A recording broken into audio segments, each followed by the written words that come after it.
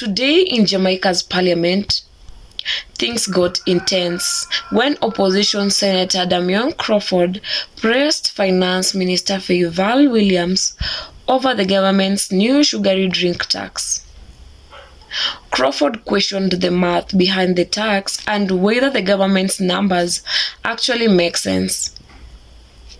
The debate quickly turned into a tense exchange about revenue projections, public health, and whether the policy could disproportionately affect poorer Jamaicans. Let's break down exactly what happened inside the Parliament of Jamaica. Member from Northwestern, St. Catherine. Thank you, Chairman. I bring greetings to the Minister as well from her friends and relatives in Ty Dixon. Thank you so much. Yes. Minister, I'd like to start with some of the revenue measures, in particular sweetened beverage. What's the actual estimated consumption for the year 23-24 and 24-25 that was used as the base for your projections?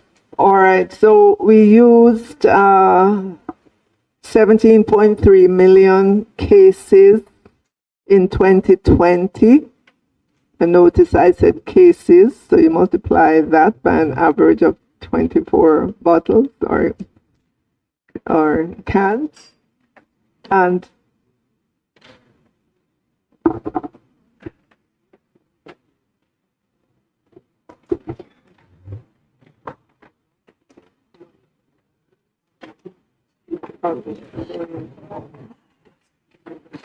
Put it on calculator for me now.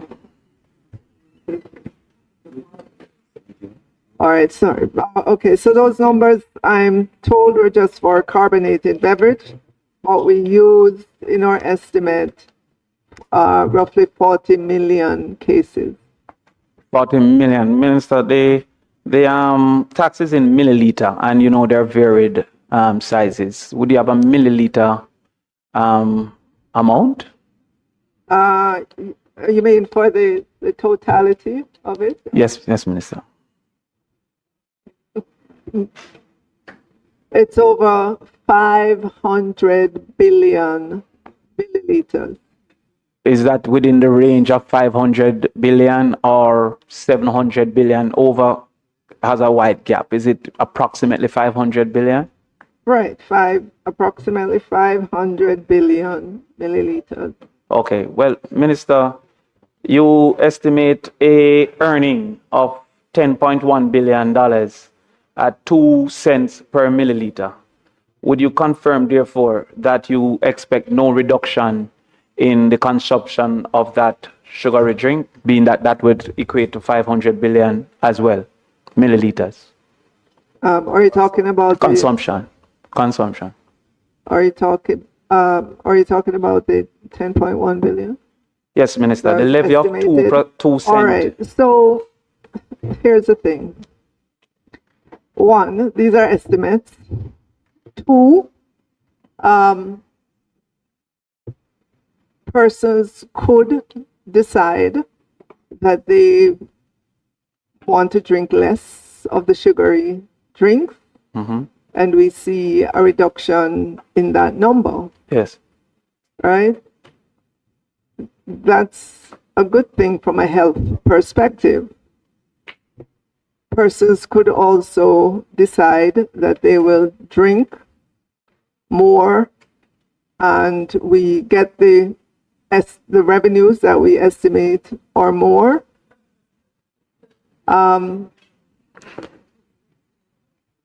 Right, if they drink more, estimates, right, or more, right?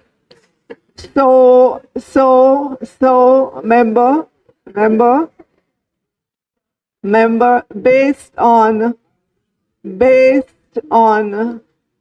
data from the Ministry of Health and Wellness, they have been tracking non-communicable diseases for a while now, and they know with great certainty the negative impact of sugar, excess sugar, on the population of Jamaica.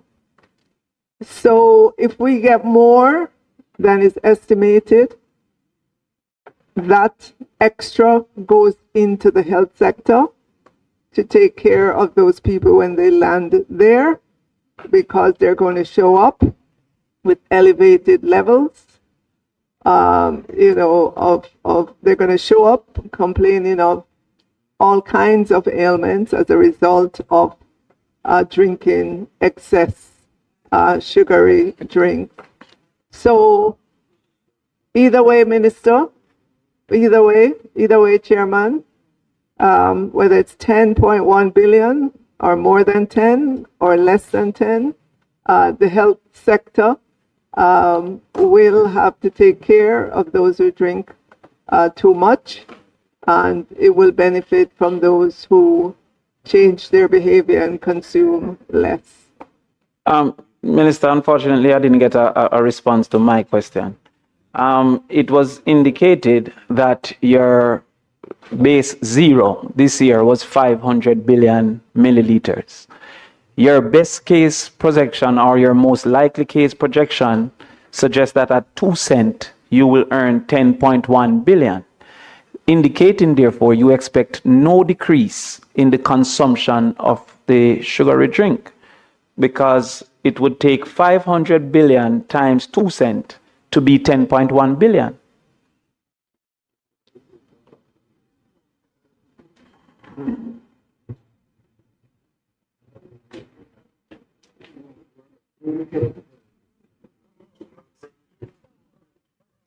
All right.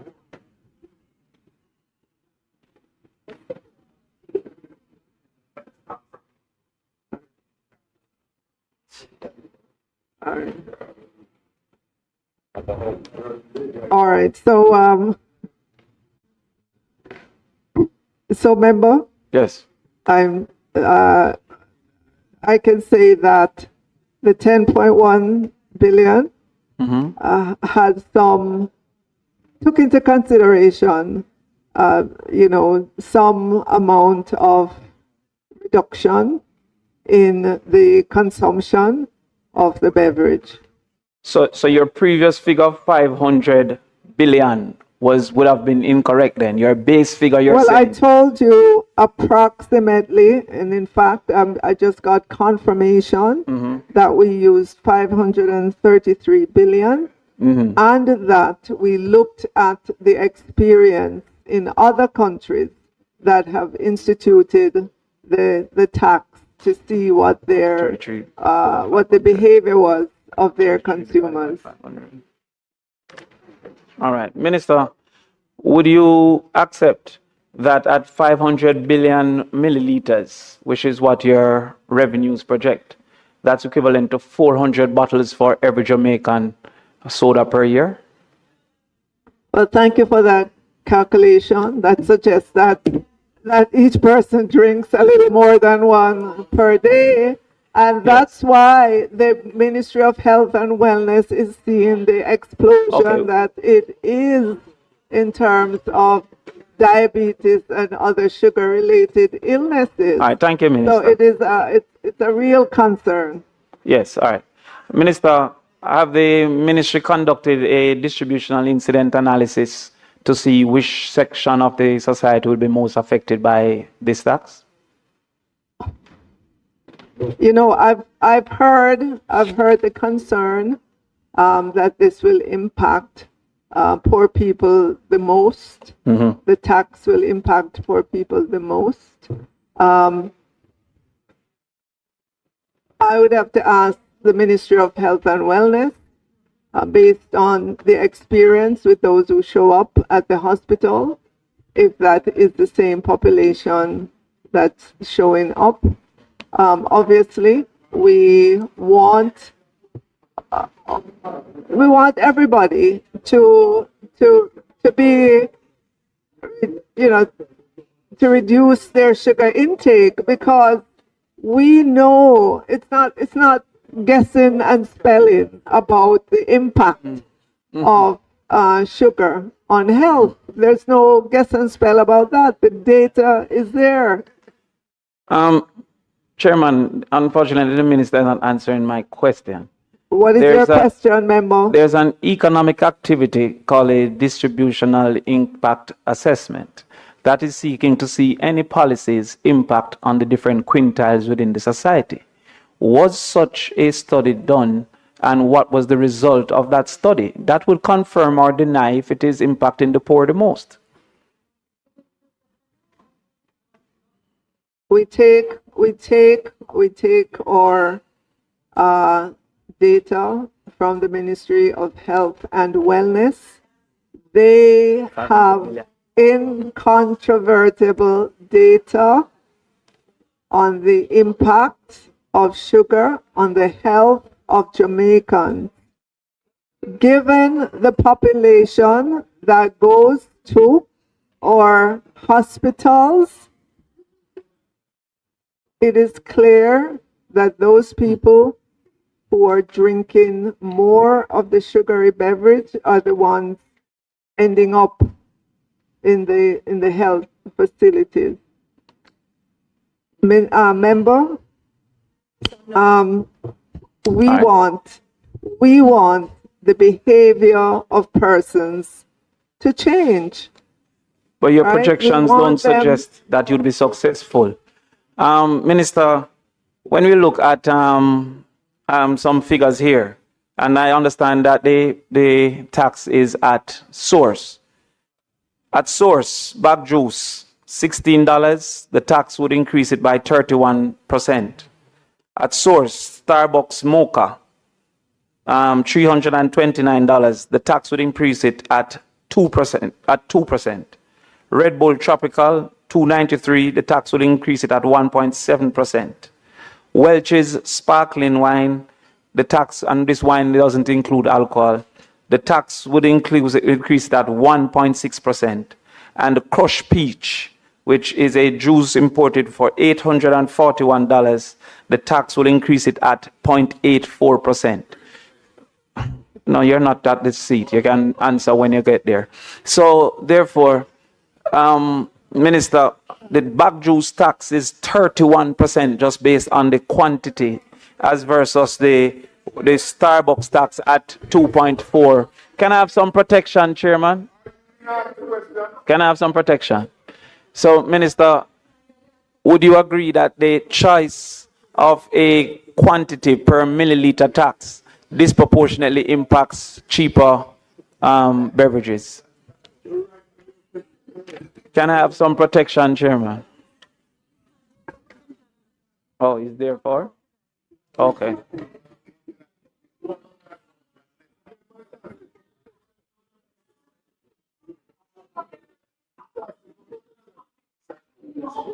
What Starbucks does? Starbucks does though.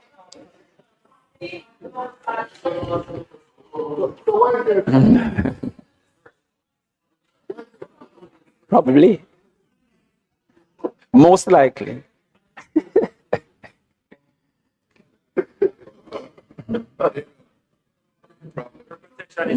Protection as Yes, protection.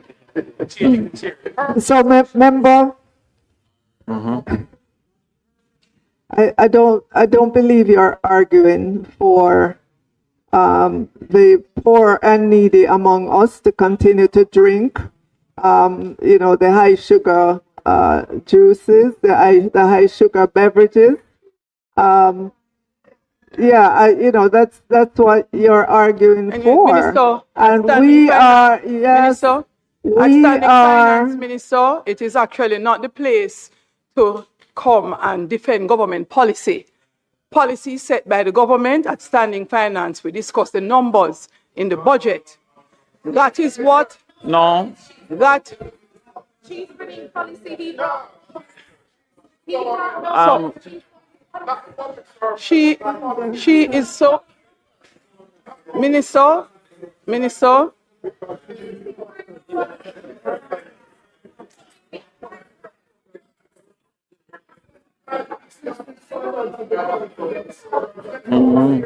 Anyways, Minister,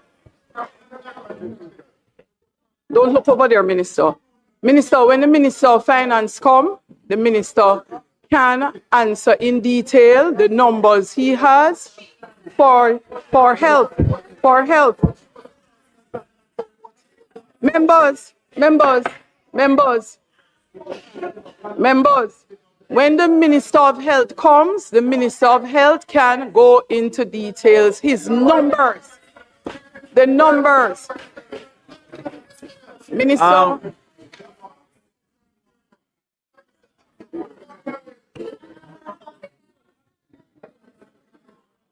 Minister, Chairman.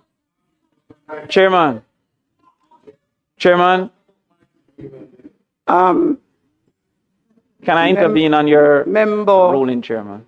Member Crawford, please.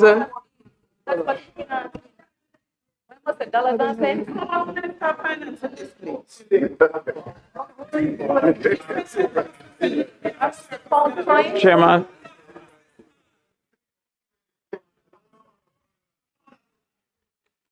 All right, Chairman, can I move on? I think the point has been made. Yes. Member Chairman. Crawford, thank you for taking the point, and I'm hoping the remainder of the House takes a point, because it has to be that the questions we ask. Chairman. It's Sorry. just a general statement, Member Crawford. Yes.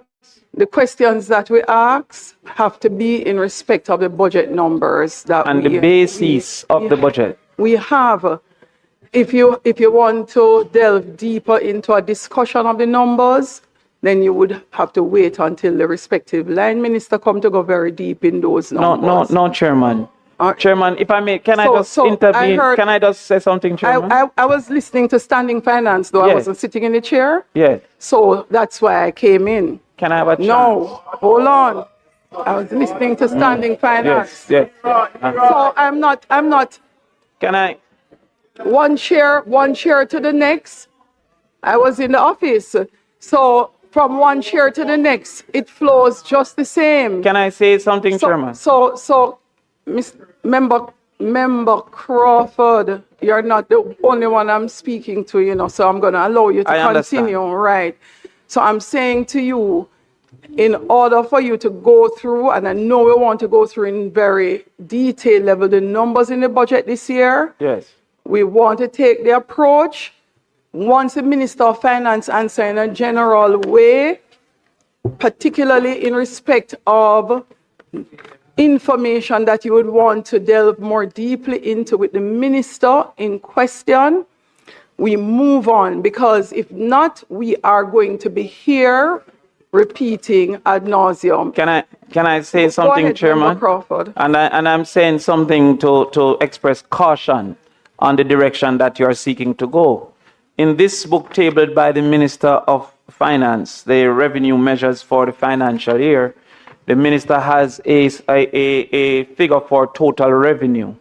That total revenue is dependent on the tax times quantity, or some would say price times quantity.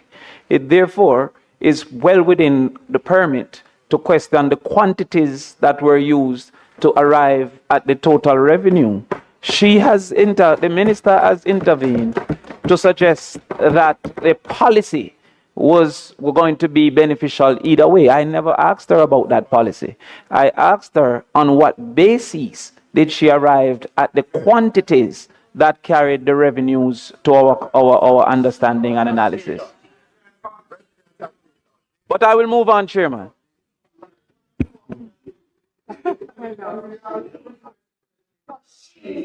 Yes. No, Mr. Minister. I apologize, but I changed. Please refer to the minister as the minister. So, Minister. I immediately said minister. I apologize if she was, but Minister. No.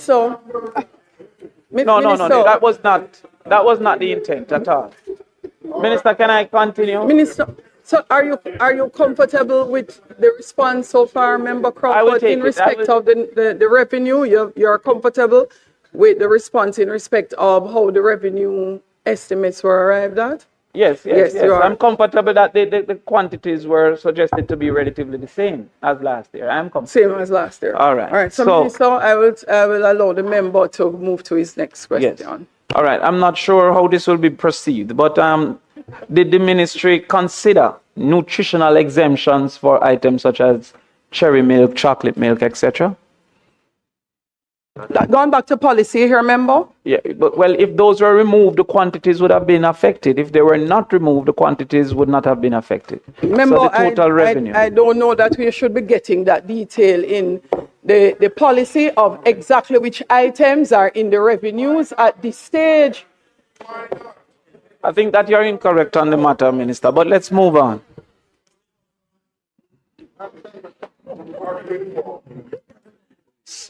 So the answer has been given. Member, we have some milk-based products that are exempted, and these will be itemized in the technical document that will be published. Okay, so a future document will indicate that some nutritional products with sugar input have been exempted. Well, everybody's answering for the minister and contrary to the minister. The minister indicated that there are some milk products that would have been removed. All right. Well, I got two different answers. Chairman, my colleagues Minister, have indicated that they are interested. Minister, I'm not sure what your colleagues have indicated. Minister, you heard the question? I answered the question. Did you answer the question? I answered the question. Next question, member. I said there are some milk-based products that will be exempted, and that there will be a technical document that will be published itemizing these. Thank you. That's exactly what I said. No, is your side uninformed and was contradicting you, Minister? I was defending you. Further revenue measures, Minister, digital service tax. Now, having considered the impact of substitution services such as WhatsApp and the functionality of the Universal Service Fund, will a portion of the digital service tax be ring-fenced for the Universal Service Fund? Member, we have a consolidated budget that over the years we have been bringing more and more into it from the fragmented segments of the government that was prevalent during your administration. We, whatever we collect in the consolidated fund, we look across all ministries, departments, and agencies. We take into consideration their budget when we put out the budget call, and we put out the budget ceiling. We take all of that into consideration.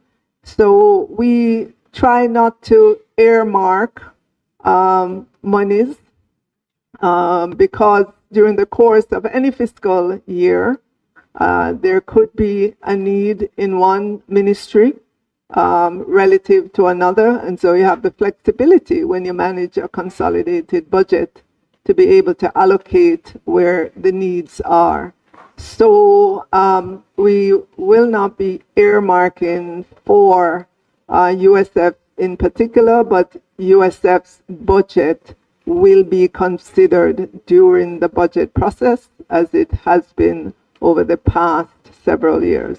Reasonable. Thank you, Minister. Now let's look at some of your growth protections. What's the revenue elasticity in respect to GDP growth that you embedded in the medium-term fiscal framework, the fiscal policy paper? What's the revenue elasticity? So if we miss growth by 1%, what would be the impact on revenue?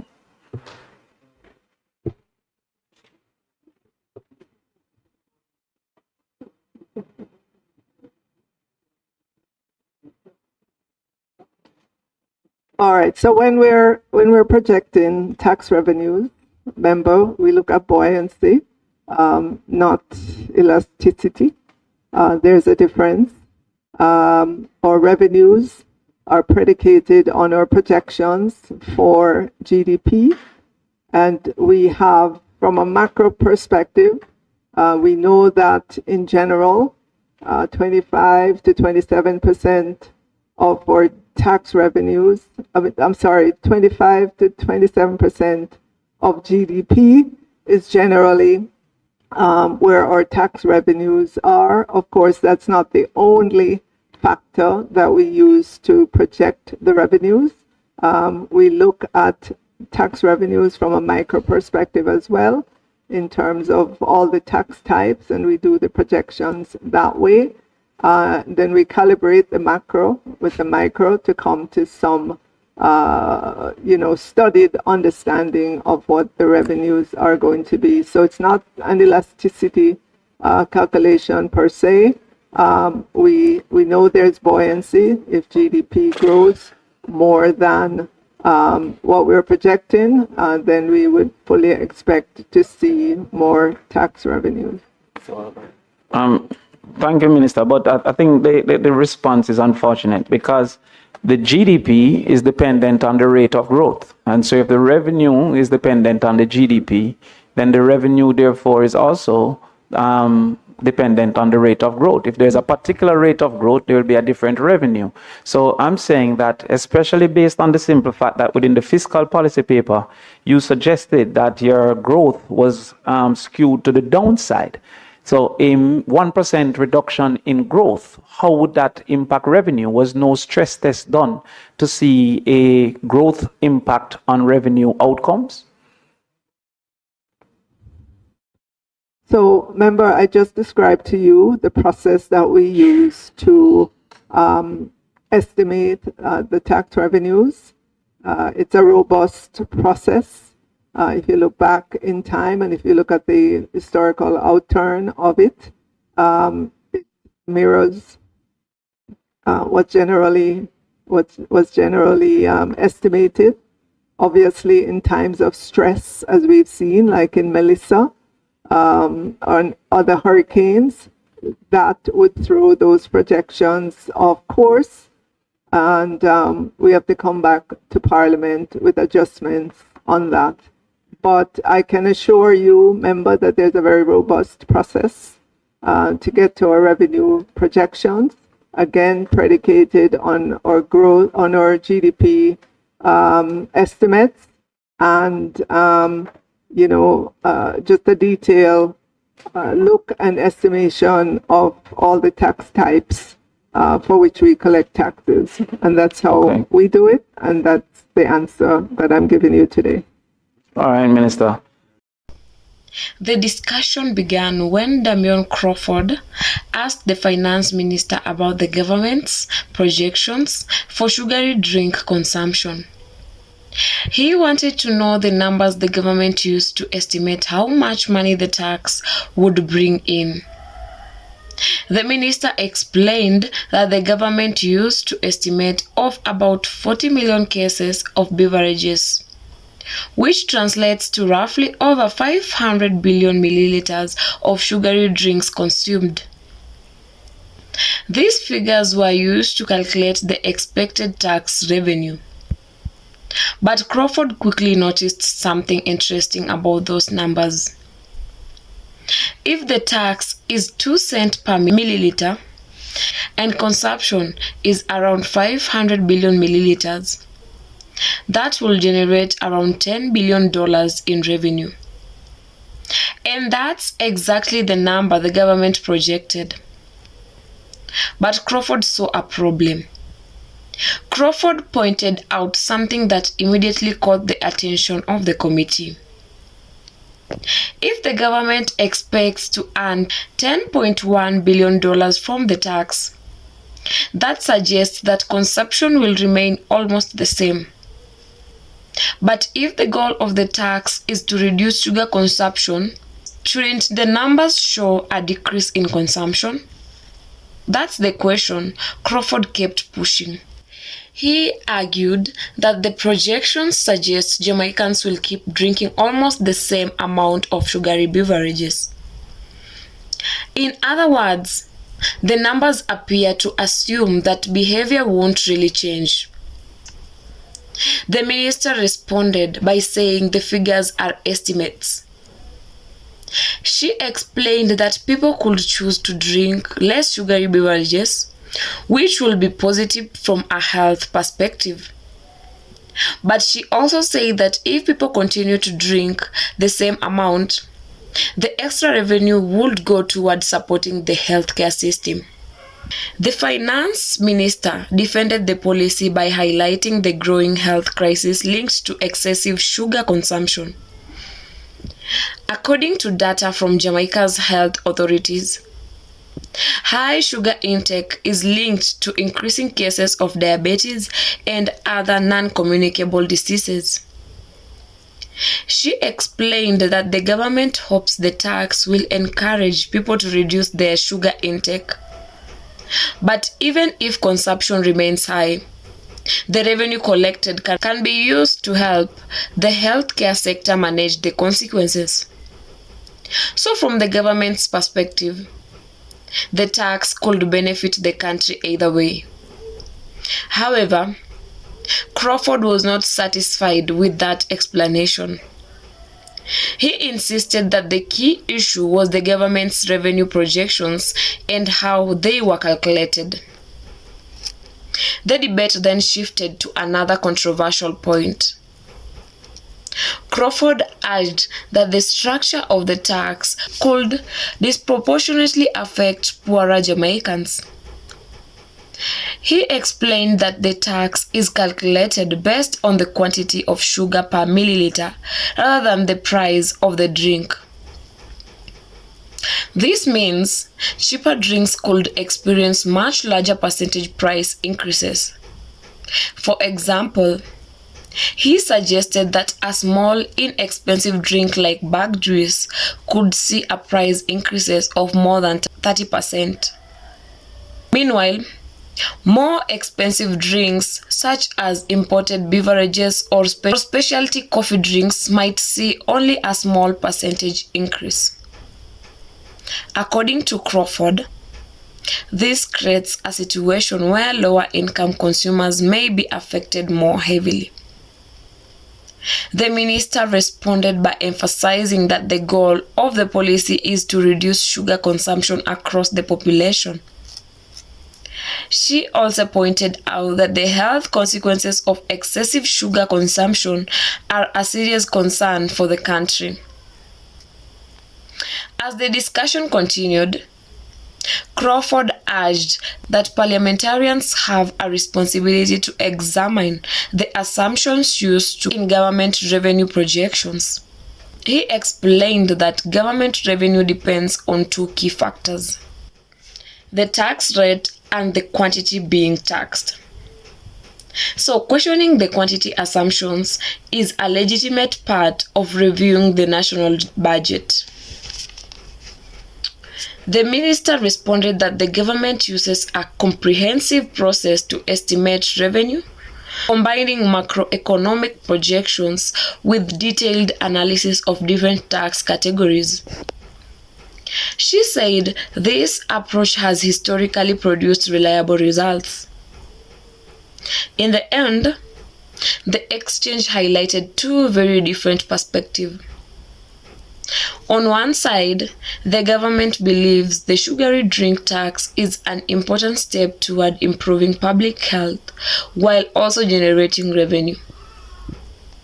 On the other side, critics like Damion Crawford argue that the numbers behind the policy deserve closer scrutiny, especially when it comes to fairness and economic impact. As Jamaica continues to debate the role of taxation in addressing health challenges, discussions like this once inside the Parliament of Jamaica are likely to continue. And for many Jamaicans, the question remains: will this tax actually change behavior, or will it simply raise billions of dollars in revenue?